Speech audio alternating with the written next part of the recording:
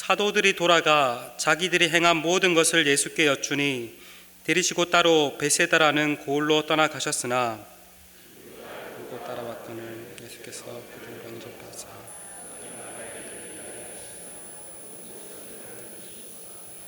날이 저물어가매 12 사도가 나와 여짜오되 무리를 보내어 두루 마을과 촌으로 가서 유하며 먹을 것을 얻게 하소서.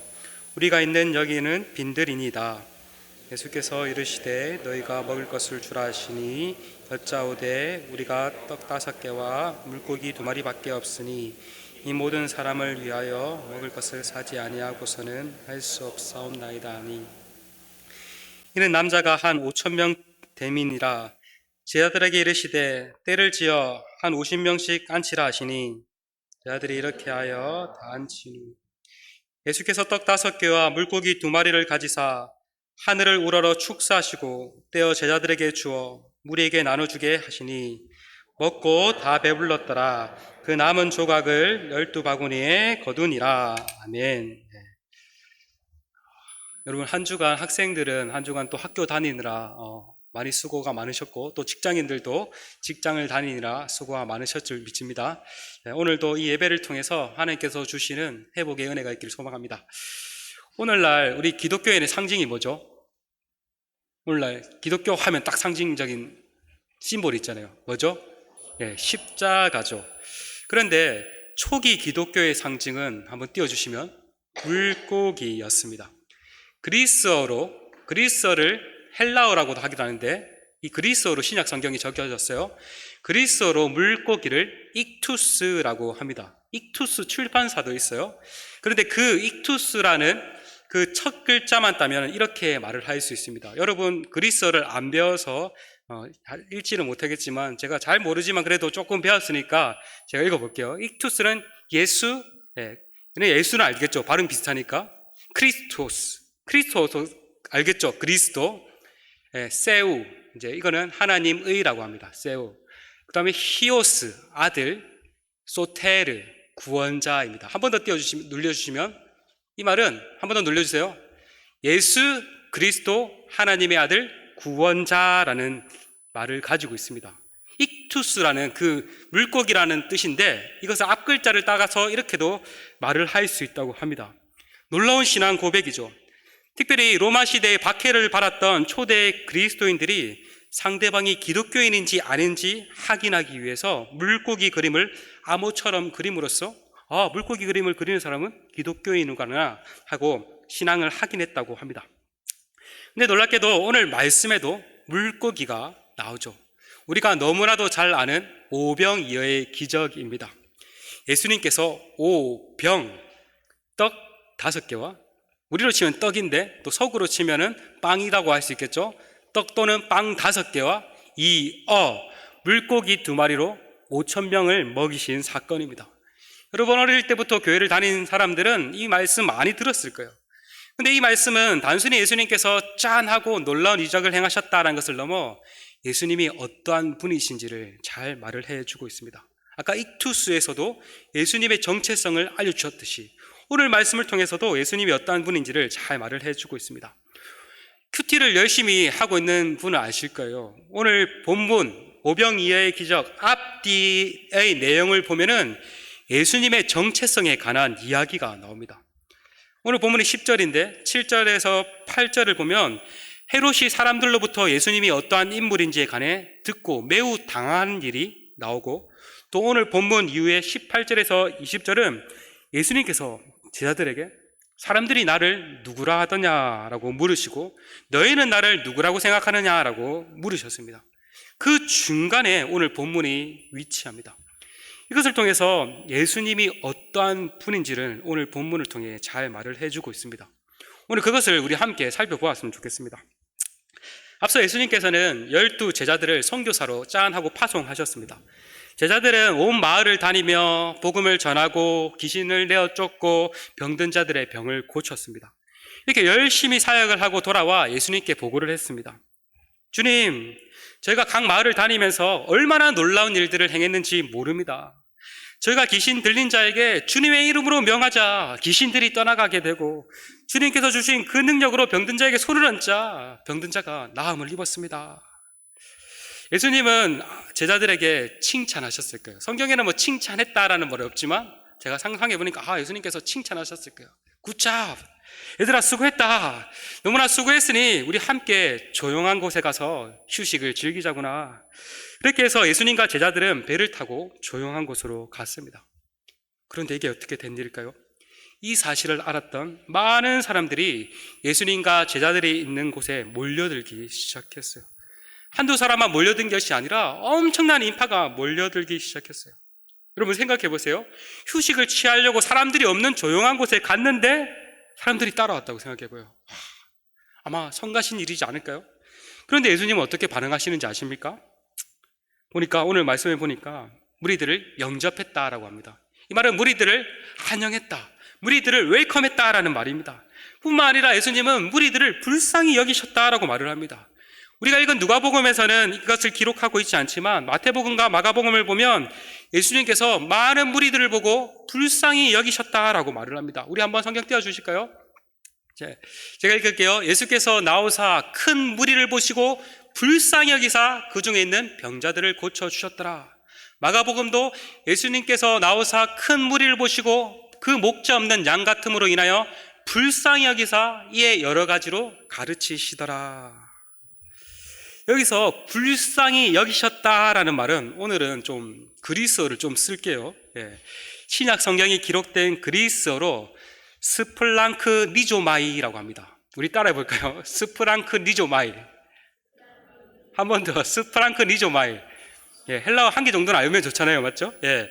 이 스플랑크 니조마이는, 이 말은 창자를 뜻하는 스플랑크나와 이조마이라는 동사 전미사가 합쳐진 말입니다. 문자 그대로 직역을 하면 창자가 움직이다라는 말입니다. 예수님은 사람들을 보고 창자가 뒤틀릴 정도로 큰 아픔을 느끼셨던 것입니다. 당시 사람들은 많은 고통 가운데 살았습니다. 지난번 세리 레위 이야기에서도 말했듯이 로마 정부로부터 세금을 뜯겼고 동족인 세례에게도 또 돈을 뜯겼습니다. 뿐만 아니라 종교 지도자들로부터 재산을 착취당했습니다. 당시 종교 지도자들은 자신의 종교적 권위를 앞세워 약자들의 돈을 갈취했습니다. 그래서 대부분의 사람들이 매우 가난했다고 합니다. 오늘날 우리는 너무나도 풍족한 시대를 살아가죠. 그래서 옛날 사람들도 우리처럼 잘 먹고 잘 살았겠구나 싶지만 결코 그렇지 않습니다. 우리나라도 이렇게 잘 먹고 잘 살게 된 지가 얼마 되지 않습니다. 5, 60년 전 때만 해도 많은 사람들이 굶주림에 시달렸다고 합니다. 조선시대에도 대부분의 사람들이 가난했다고 합니다. 일반 백성들은 자신의 땅이 아니라 남의 땅을 농사짓는 소작농이었는데 높은 세금과 부역으로 인해 매우 형편이 어려웠다고 합니다. 온돌, 우리나라에 온돌방이 있다고 하는데 온돌에서 살았던 사람이 별로 없었다고 합니다. 겨울에 엄청 추웠다고 해요. 지금으로부터 근데 2000년 전에 예수님 시대 백성들도 마찬가지였습니다. 그리고 그곳에 모여든 사람들의 상태는 매우 좋지 않았습니다. 그들의 몸과 영혼이 병든 자가 많아 있었습니다. 그 당시에는 제대로 된 병원도 없었고 의료기술도 발전하지 못했습니다. 오늘날 우리로 치면은 약 한 개 먹고 치료 한번 받으면은 금방 나을 병도 그 당시 사람들은 낫지 못하고 평생 병을 앓고 살아야 했습니다. 뿐만 아니라 사람들은 영혼에 또한 병들어 있었습니다. 종교 지도자들은 그 백성들의 영혼을 잘 돌보고 백성들을 하나님께 이끌어야 했지만 그들은 잘못된 가르침으로 백성들과 하나님 사이를 점점 멀어지게 만들었습니다. 이처럼 당시 사람들은 삼중고를 겪고 있었습니다. 경제적으로도 어려웠고 몸도 병들고 영혼도 병들어 있었습니다. 예수님은 이러한 사람들의 형편을 보시고 어떻게 하셨다고요? 스플랑크 니조마이, 불쌍히 여기셨습니다. 불쌍히 여기사 그들의 문제를 해결해 주십니다. 예수님은 천국 복음을 전하심으로써 그들의 영혼을 치유하셨습니다. 사람들은 예수님의 가르침을 듣고 영혼의 참된 기쁨과 만족을 누리게 되었습니다.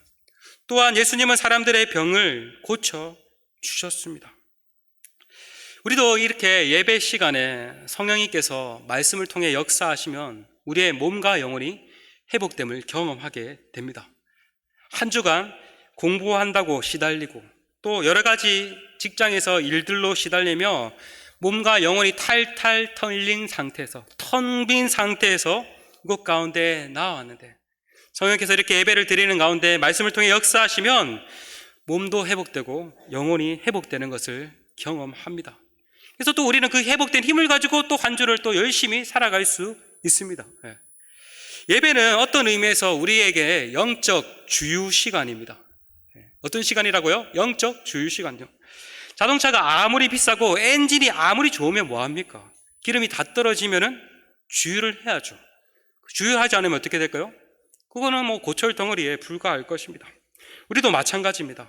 말씀의 자리, 예배의 자리에 나와 지금도 성경을 통해, 성령을 통해서 역사하시는 그 예수님을 만나야 합니다. 그럴 때 우리의 몸과 영혼이 살 수가 있습니다. 예수님을 통해서 여러분의 몸과 영혼이 참된 만족과 기쁨을 얻기를 소망합니다. 아멘. 아멘. 그래서 오늘 또 그 예배 시간이 되기 소망하며 또 매주 그 예배 시간이 여러분을 회복하고 치유하는 역사가 있기를 소망합니다. 이렇게 많은 사람들이 예수님께 나아왔고 예수님은 사람들의 몸과 영혼을 치료해 주셨습니다. 그러니까 엄청나게 많은 사람들이 있었으니까 예수님 하나하나씩 다 치료해 주니까 시간이 많이 걸렸겠죠. 그래서 어느새 날이 저물기 시작했습니다. 그러자 제자들이 예수님께 제안을 했습니다. 예수님, 사람들을 가까운 마을에 돌려보내서 오늘 밤 묵을 곳도 찾게 하고 먹을 것도 찾게 합시다. 주님, 이곳은 아무것도 없는 빈들입니다. 제자들의 말처럼 그곳은 아무것도 없는 황량한 빈들이었습니다. 빈들을 다른 말로 강야라고 합니다. 이 강야는요, 모래로 덮인 사막과는 조금 다릅니다. 하지만 척박한 것은 마찬가지였습니다. 아무것도 없는 곳에서 먹을 것을 찾고 구하기란 쉽지 않은 일이었습니다. 이대로 사람들을 두었다가는 제자들뿐만 아니라 그곳에 있는 모든 사람들은 오늘 밤에 쫄쫄 굶어야 했습니다. 제자들의 말처럼 어떠한 방법을 찾아야 했죠. 그런데 예수님께서 어떻게 반응하십니까? 오히려 제자들에게 이렇게 말씀하십니다.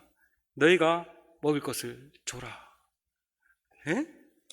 이건 또 무슨 소리일까요? 이 말을 들은 제자들은 무척 당혹스러웠을 것입니다. 왜냐하면 자신들도 아무것도 가진 것이 없었기 때문입니다. 그래서 주위를 둘러보았습니다. 먹을 것이 없나? 주위를 둘러보니까 한 아이가 고작 보리떡 5개와 보리빵 5개와 물고기 2마리를 가지고 있었습니다. 그게 전부였습니다. 이것은 이 아이 한 사람을 먹을 양은 될 수 있어도 그곳에 모인 많은 사람들을 먹이기엔 턱없이 부족했습니다. 왜냐하면 그곳에는 남자만 5,000명이 있었기 때문입니다. 남자만 5,000명. 그러니까 어린아이, 여자까지 포함하면 아마 최소한 10,000명에서 20,000명, 30,000명 정도 되었을 것입니다. 그런데 그 사람들을 빵 5개와 물고기 2마리로 먹인다고 생각해 보세요. 여기 있는 우리들도 먹일 수 없는데 말도 안 되는 일이죠. 그래서 마가복음을 보면 제자들이 예수님께 그러면 예수님, 우리가 가서 200데나리온의 빵을 사다가 그들을 먹어야 합니까? 라고 묻는 내용이 나옵니다. 1데나리온은 노동자 한 사람의 하루 품삯이었습니다. 현재 최저임금을 대략 10,000원 정도 잡고 하루에 8시간 일한다고 했을 때 하루 일당이 80,000원이죠. 맞죠? 이것을 곱하기 200을 해보면 제가 계산을 해보니까 200일 곱하기 해보니까 1,600만 원 정도, 우리로 치면은 1,600만 원 정도. 10,000명에서 한 20,000명 먹이려면은 최소한 1,600만 원 정도는 금액이 필요했습니다. 근데 뭐 알다시피 제자들도 돈이 없었고 그곳에 있는 사람들도 다 가난했습니다. 설사 돈이 있다고 한들 그곳은 빈들이라 음식을 구할 수 없었습니다.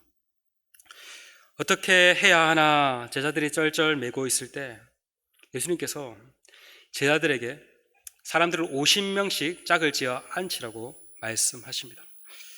제자들은 예수님께서 무슨 일도 하실까 의문이 들었지만 예수님의 말대로 그대로 순종을 했습니다. 50명씩 사람들을 다 앉혔습니다.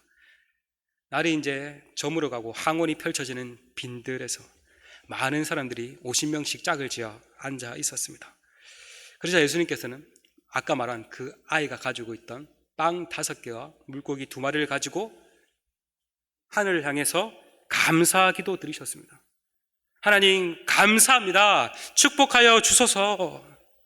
그러자 놀라운 일들이 일어났습니다. 정말 믿기 쉽지 않지만 예수님께서 제자들에게, 사람들에게 나눠주라고 하시며 계속해서 빵과 생선을 나눠주십니다. 예수님께서 계속 그게 끊임없이, 처음에는 빵 5개와 물고기 2마리밖에 없었는데 그게 계속해서 끊임없이 나와서 모든 사람을 다 배부리 먹고 심지어 남은 것을 거두니 12바구니가 되었다라고 말을 합니다.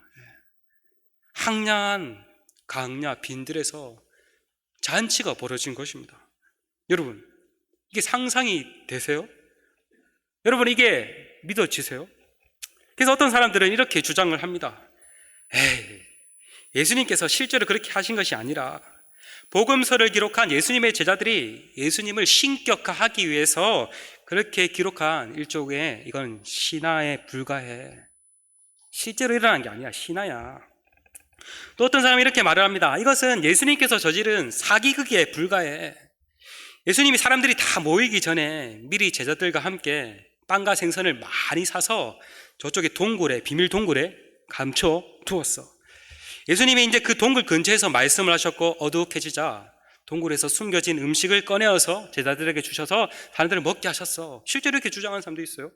그 외에도 그곳에 모인 어떤 사람들은 원래 어떤 사람들이 음식을 가지고 있었는데 예수님의 말을 들으니까 너무 은혜를 받아가지고 자기가 가지고 있는 음식을 또 없는 사람들에게 나눠줘서 그렇게 다 먹을 수 있었어 라고 주장을 합니다. 여러분, 이러한 주장들의 특징이 무엇입니까? 이러한 주장의 특징은 초자연적인 현상을 인정하지 않는다는 데 있습니다. 특별히 오늘날과 같이 과학과 합리주의 시대에 더더욱 이것을 생각하는 사람들이 많습니다.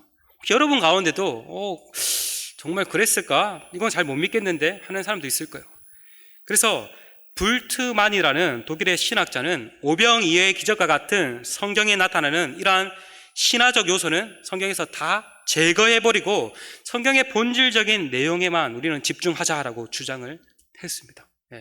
성경에 나오는 정말 기적 같은 것들 다 빼고 그냥 예수님의 가르침에, 하나님의 가르침에만 우리가 이것을만 받아들이자라고 주장을 했습니다. 만약 그렇게 한다면 어떤 문제가 발생할까요?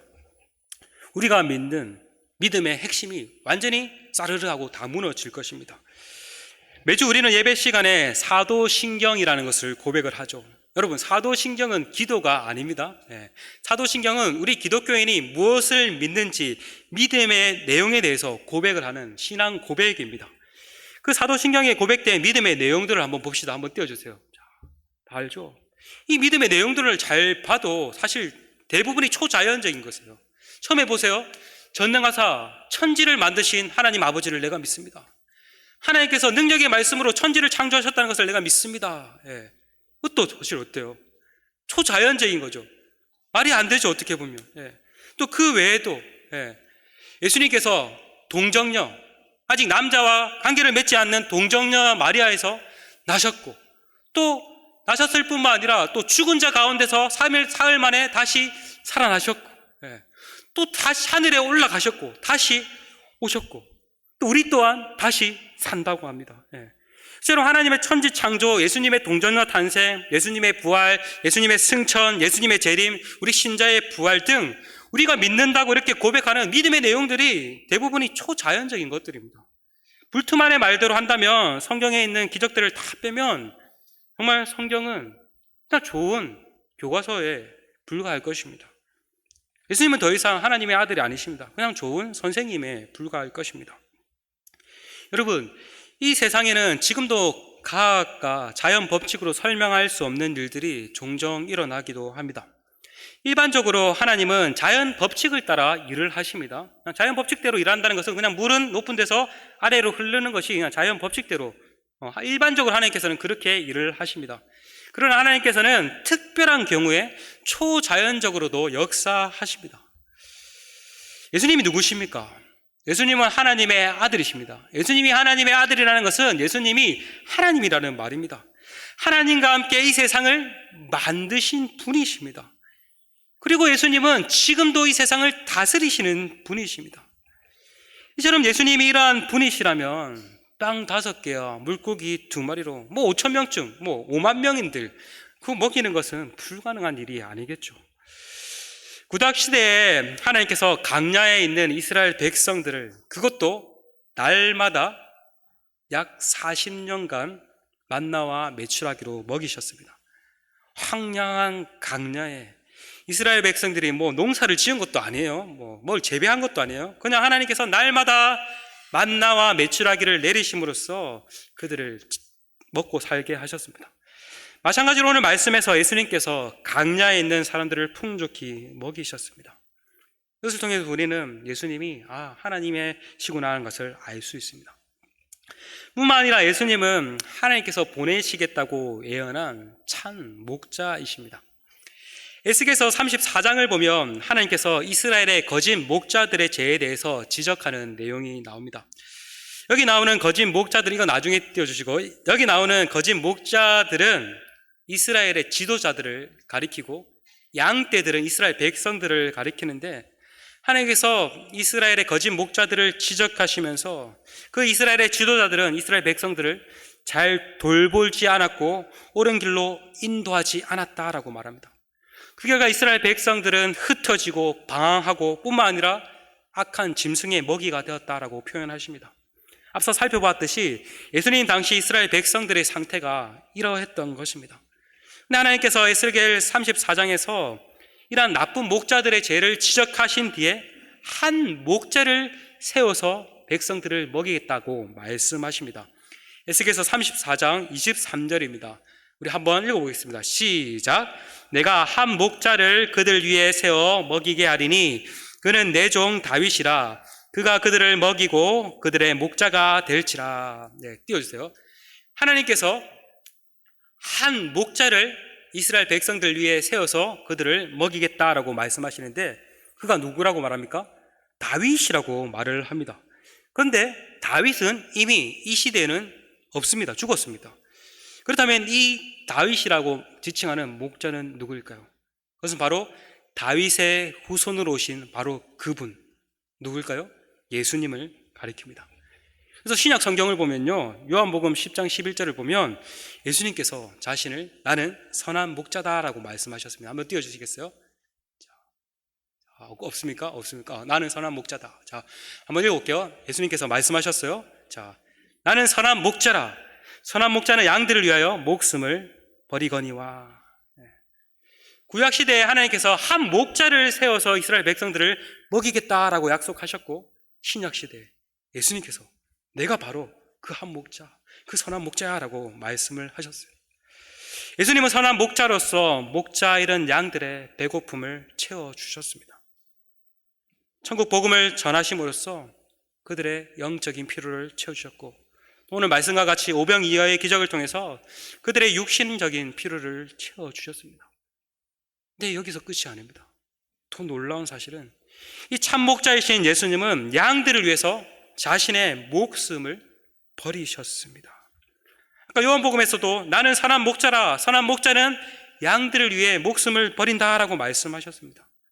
실제로 예수님께서 양들을 위해서 목숨을 버리셨죠. 십자가에서 자신의 살과 피를 찢김으로써 그것을 먹는 자, 그것을 먹는다는 것은 실제로 예수님의 살과 피를 실제로 막 먹는다는 게 아니에요. 그것을 먹는 자라는 예수님을 믿는 자들로 하여금 영원한 생명을 얻도록 하셨습니다. 생명의 떡이신 예수님을 먹는 것은 광야에서 만나를 먹고 빈들에서 떡과 물고기를 먹는 것과 비교가 안 됩니다. 이것은 육체적인 배고픔을 해결하는 정도를 넘어서 죽음의 문제를 해결하는 놀라운 것이기 때문입니다. 우리는 예수님을 먹음으로써 영원한 생명을 얻게 되었습니다. 선한 목자이신 예수님은 자신을 내어주기 위해서 이 땅에 오셨고 친히 십자가에 달려 찢기심으로써 우리에게 영원한 생명을 주셨습니다. 그래서 예수님을 믿는 자는 영원히 살 수 있습니다. 여러분, 우리 신자는 죽어도 죽는 게 아니라, 죽으면 끝이 아니라 영원한 생명을 살 것입니다. 하나님과 함께 영원한 생명을 살 것입니다. 그것이 어떻게 가능했겠습니다? 참 목자이신 예수님께서 자신을 내어주심으로써 그것이 가능했습니다. 뿐만 아니라 지금도 예수님은 하늘 보좌 우편에 계시면서 우리의 필요를 다 채워주시고 우리의 삶을 인도해 주시고 계십니다. 여러분, 이러한 참 목자, 이러한 선한 목자가 있다는 사실이 얼마나 감사한 일입니까? 여러분, 감사합니까?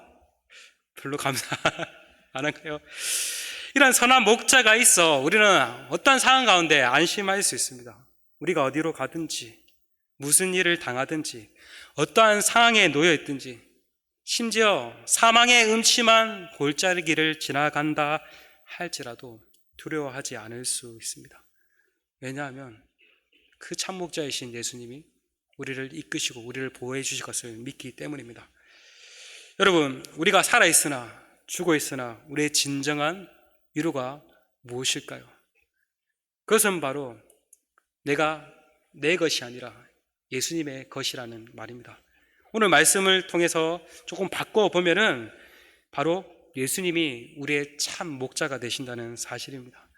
그래서 우리는 늘 이 사실을 기억하면서 이번 한 주도 새 학기를 들어서 여러 가지 또 긴장도 있고 스트레스도 있을 건데 이번 한 주도 우리를 이끌어 가시는 그 선한 목자이신 예수님을 바라보며 그분의 인도함을 받아 살아가는 우리 모두가 되길 간절히 소망합니다. 아멘. 아멘. 자, 이 시간 함께 일어나서 함께 찬양을 했으면 좋겠습니다. 주가 일하시네라는 찬양인데요. 오늘 말씀의 내용 가사가 잘 담겨 있는데 이 가사의 고백처럼 정말 주님을 신뢰함으로 살겠습니다 고백하며 나갔으면 좋겠습니다.